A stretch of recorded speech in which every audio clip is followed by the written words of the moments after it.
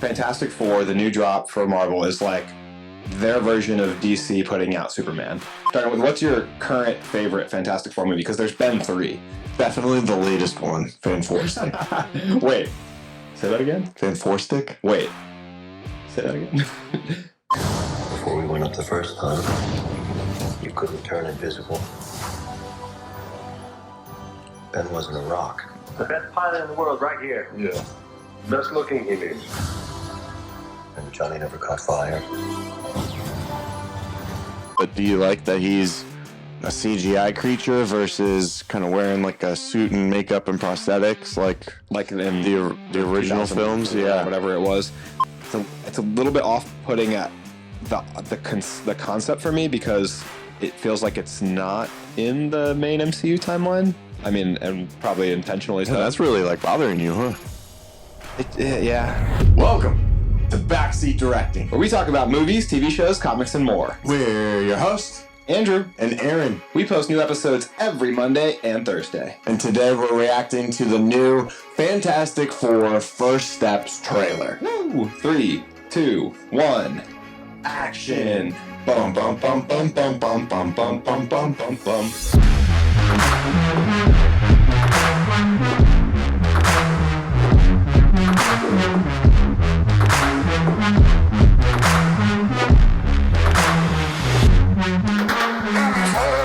Andrew. Hey, welcome to the new studio. What do you mean? Hold on. Are you gaslighting me right now? This is the same. I mean, you look the same. Is this what gaslighting is? I thought we were at the same place. This is a special episode, Arron, because this is the first recording in a new location, a new studio. People who've been watching the show will recognize that this is, in fact, a new studio. Arron apparently does not watch the show. But behind us, you guys will see a bunch of new decorations. We've got like a million pops back here. If you're excited for the new studio, comment below and let us know which thing is your favorite. Which little pop is your favorite, if you can see them. What? What was that? You go ahead. You go ahead. I'm going to fix that. Anyways, today we're going to be watching the Fantastic Four trailer. This is a big trailer for Marvel. I think there's a lot riding on this movie in general. I wouldn't say that this will necessarily like make or break the MCU moving forward, but it's pretty darn close, you know, because the movies that Marvel's been putting out, I'd say, is like kind of 50-50.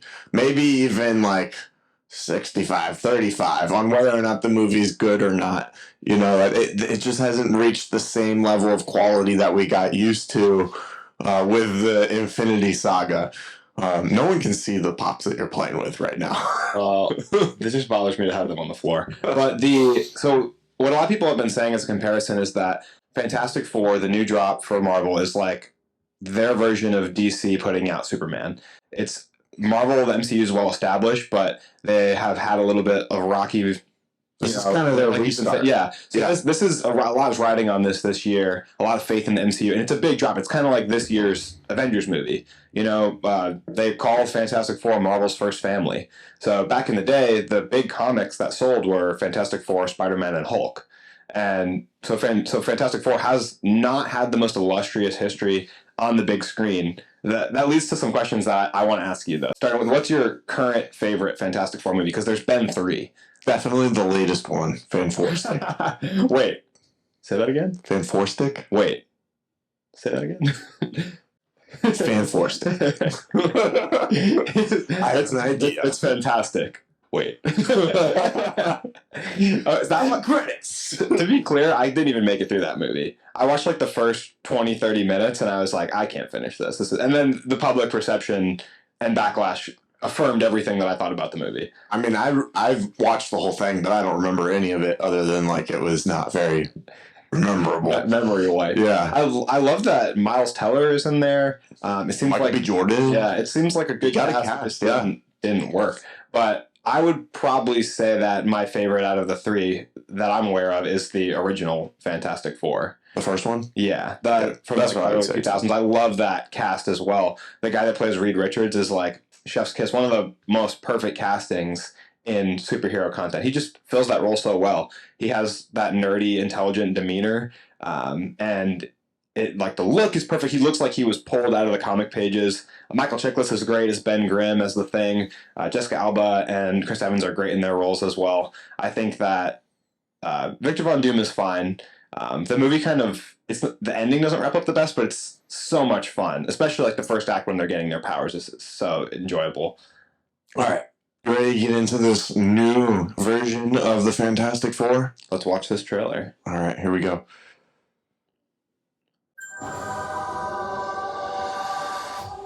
Welcome to the Baxter Building. We make a point to do family dinner every week. Sunday at 7, on the dot, no matter what. We're all here. Retro, I like it. The aspect ratio change. Yeah, I'll be the judge of that. Okay.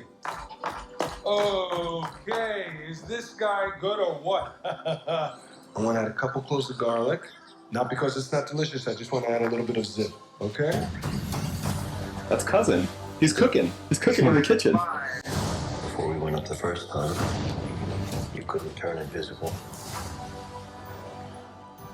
Ben wasn't a rock. The best pilot in the world right here. Yeah. Best looking image. And Johnny never caught fire. Ben has always been a rock. Johnny is Johnny. Hi. I thought you were going to say I've always been on fire. I'm right here. Whatever life throws at us, we face it together.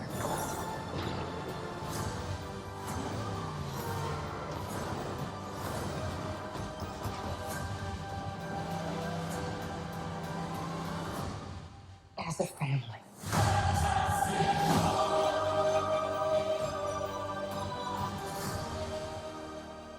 I have so many thoughts. There's a lot to unpack. One thing that I want to talk about before I forget is that Mr. Fantastic, or Pedro Pascal, says the first time we went up, you couldn't turn invisible. Johnny, couldn't turn on fire. Ben wasn't a rock. So that's implying that they're planning to go back up for some reason. Whether it's to fight Galactus that we saw in that earlier sneak preview, or that we just saw in this trailer, or whatever reason it may be, they're going back into space for some reason. Very interesting. I think it's cool, the suits, but I do really want to see the Thing top half shirtless.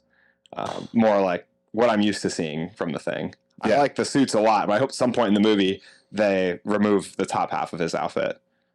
On all of them. Well, especially Pedro. Come on. You're just throwing money in the trash at that point. Take Pedro's shirt off. So what did you think of the trailer? Oh, by the way, before actually you respond to that, I didn't say in the first half, please make sure to like and subscribe, hit the notification bell so you don't miss any of our awesome content. Stick with us and check out our short form content we post every day on YouTube, TikTok, Instagram, Facebook, all that good stuff. We're still on TikTok if your phone has it.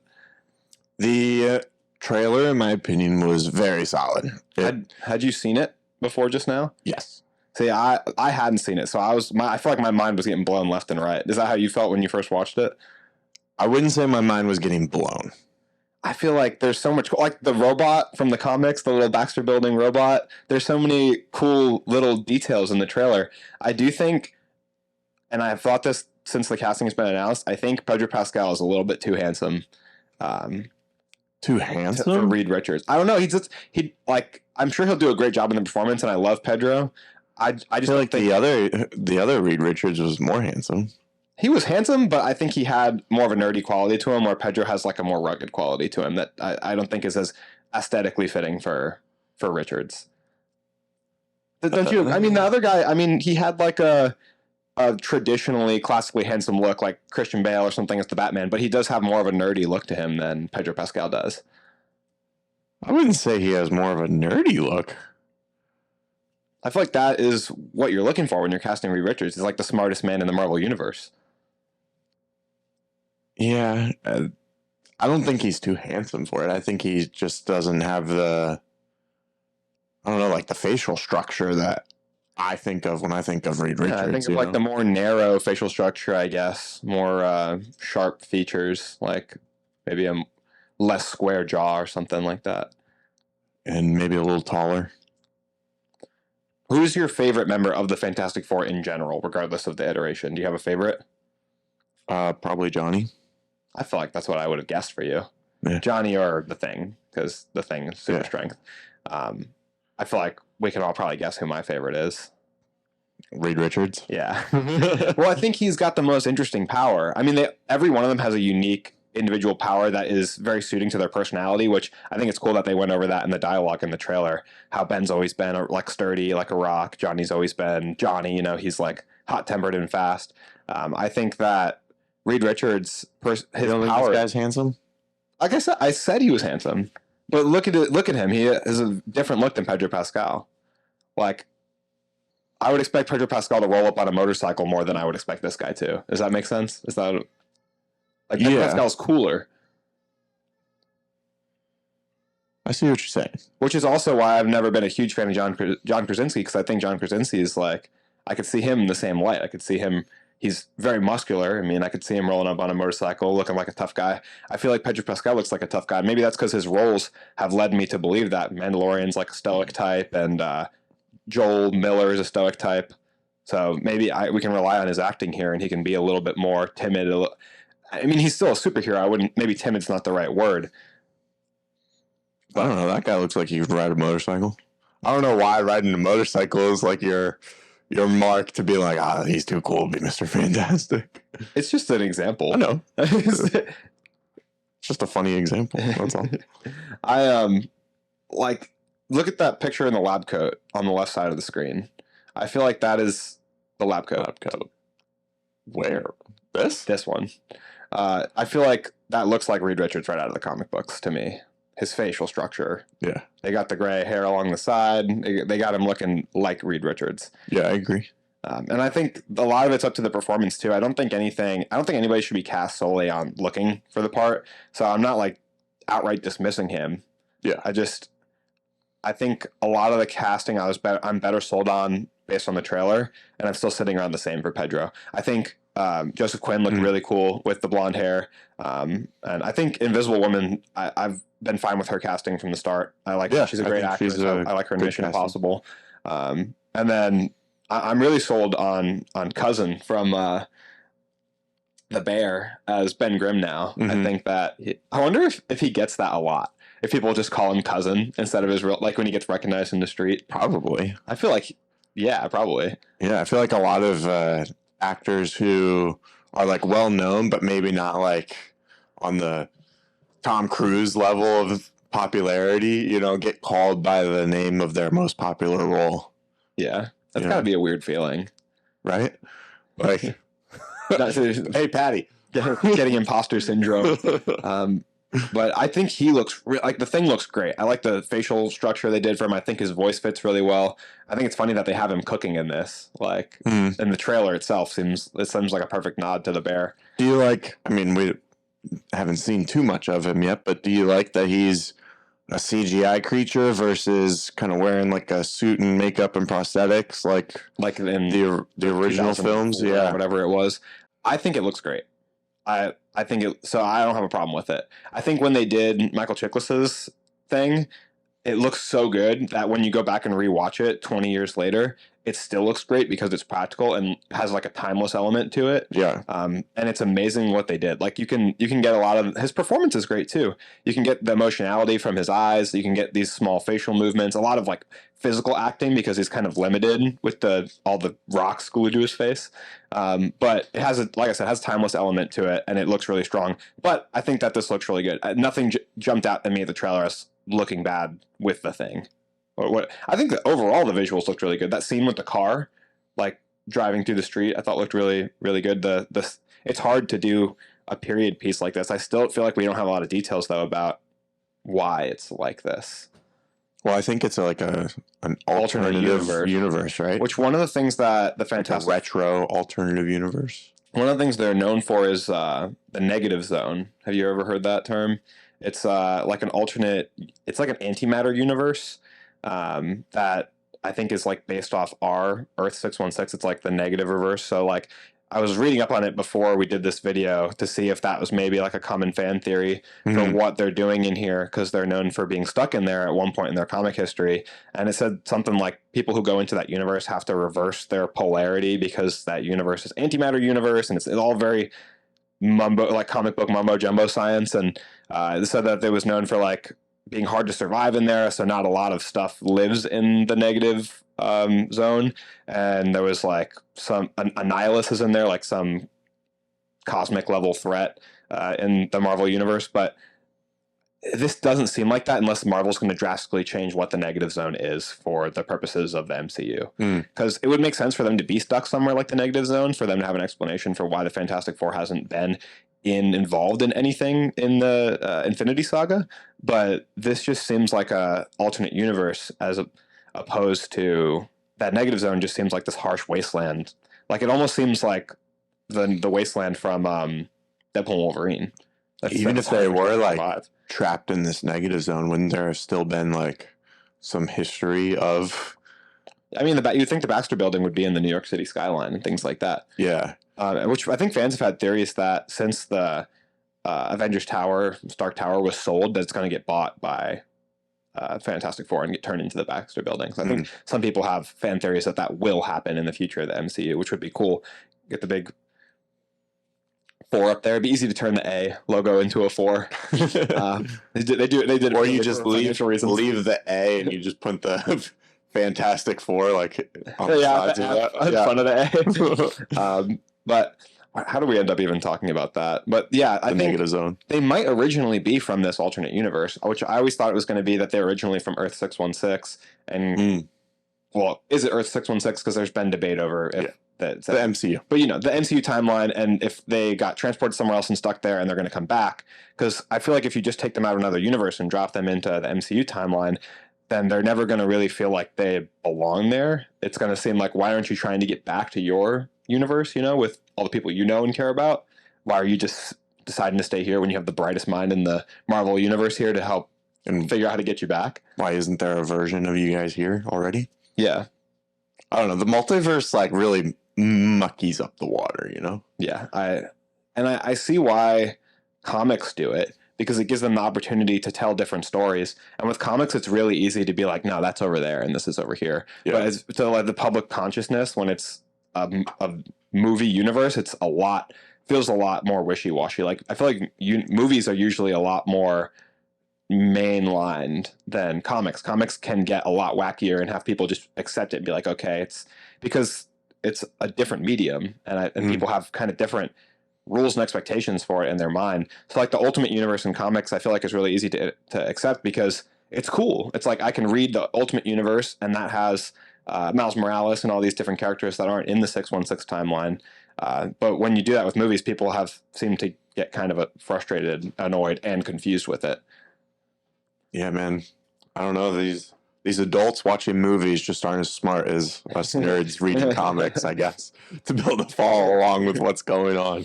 I understand that it is confusing, though, because it's confusing for me sometimes when I want to read comics, and I'll look at it and be like, all right, so what do I need to read before this? And it's hard. It's hard to figure it out if you can't find a YouTube video of someone explaining it. Yeah, and I feel like there's not enough lists out there of like, this is the order that everything is. Yeah. You know, to read. Yeah. Or like I'll be reading something like the Nightwing run. Let me see. I have it right over here. Pending. Hold, please. Oh, I have this stuff. Wait for it. This Nightwing run right here. It's one of my favorite comics I've ever read. Tom Taylor's Nightwing. Don't come at me if you hate it. But I read like 3 volumes of it, and then all of a sudden, Tom Taylor's not writing it anymore. And it's like, they brought in a new author to continue the Nightwing story, and it's like, I don't want to read it anymore.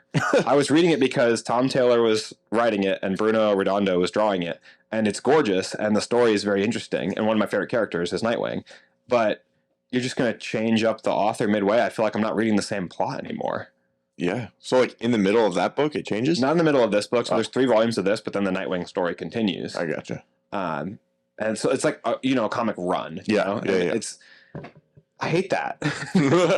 It's different with movies. Like I said, there's different rules for movies and comics. If you change the director, like they do for a lot of movies, they change directors through the Iron Man movies, and it's like, They change directors, they change writers, and it doesn't bother me.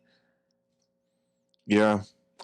Sometimes it's not as good though. Yeah, I mean, but a lot of times with these kinds of movies, it's not noticeable. Like if you had Batman Begins, The Dark Knight by Nolan, and then The Dark Knight Rises by someone else. Yeah. But then you've got the Planet of the Apes movies, and Matt Reeves only directed the second and Last third, two. but the first one's your favorite. Yeah. So I do feel like for most part it's easier to get away with. Like you've got Blade Runner, Ridley Scott, everyone loves. Blade Runner 2049, Denis Villeneuve, everybody loves. Mm-hmm. And I feel like it works. Yeah. But for me, it's very frustrating with comics. It feels, the tone just never feels quite the same. I feel like filmmakers can match the tone a little bit better. I feel like changing the artist is maybe more of a turnoff than changing the author. And that happens, I don't know if I want to say more often, but it happens all the time from even us. You notice it. Yeah. Because very noticeable. The art is completely different. Well, it seems like they don't even want to try to mimic the style. They just draw their own style. Right. They're like, screw you. Which is probably better. Like you probably get a better result. You know, you're not trying to copy someone else's style. You're just doing your own. But part of the reason that I liked that book so much was because of the art, you know, and if the art's changing, that's like, you know, the style of Across the Spider-Verse, you know, like what if the second movie was completely different, you know, and now all of a sudden it looks like Toy Story. Yeah, but they also changed the art style within the Spider-Verse a bunch of times and it looks really cool. Yeah, but it's all like cohesive. But if they changed it to look like Toy Story, it would be on board. You know what I'm they saying? did the whole movie and the way they did that one Lego scene. Yeah. Everything's Lego. Right. So, yeah, and I can understand that. I think overall the cinematography and stuff of this trailer looked good. Kind of get back on track here with what we're actually reacting to. I think the set design and like all the shots and stuff, it looks like there's a kind of more of a unique style rather than just kind of like this plug and play Ant-Man, Quantumania, you know, kind of look, CGI everything, you know, like colors everywhere, just a big blob. Into the quantum realm in Ant-Man Quantumania was, I think, a huge mistake for to do that for the entirety of the movie. Just gave it this like soulless studio lot feeling the whole time, because just the background throughout any given point in that movie is just some CGI swirl, you know, that really didn't give the movie a whole lot of texture or real feeling. So this movie feels like it has a lot of vibrancy to the locations. I love period pieces. It's a little bit off-putting at the concept for me, because it feels like it's not in the main MCU timeline. I mean, and probably intentionally. Yeah, that's really like bothering you, huh? Yeah, I don't know. It's the whole point of the MCU is that the movies are connected. Yeah, that's why it's the MCU. So, yeah, my like understanding was that they were like in an alternate universe, and that they at the end of the movie are somehow like getting drawn into the MCU. Then they better find a way to make the first 80% of the movie necessary to like the plot. And I don't know. Why would it not be necessary? Because whatever they do in that universe is not going to matter once they get transported to another universe and are there. Unless if it's like affecting the characters' like development. Yeah. You know? But I see what you're saying, how like they... Well, in the MCU, it was always... In movies like Captain America, First Avenger, Hydra comes back. You know?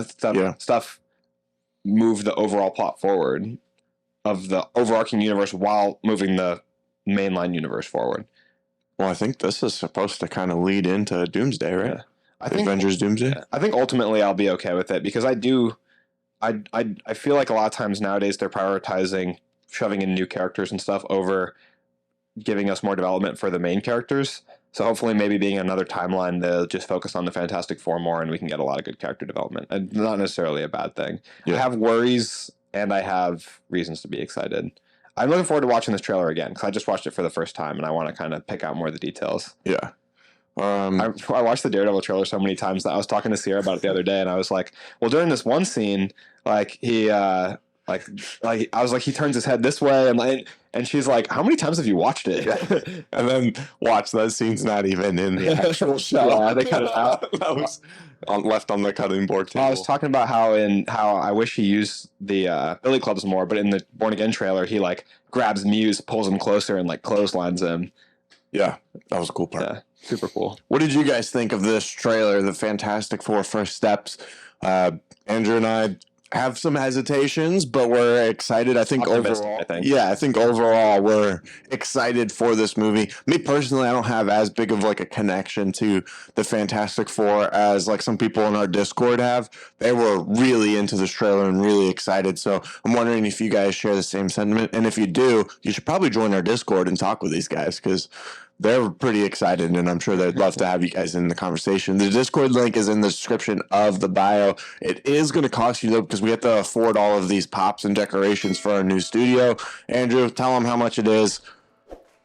Tell them. You wanted to set the price. This was your idea. Just set up a high yield savings account and wait a couple of years for the interest to accrue, and you'll be able to afford the steep price of. It's free. Totally free. Just click on the link.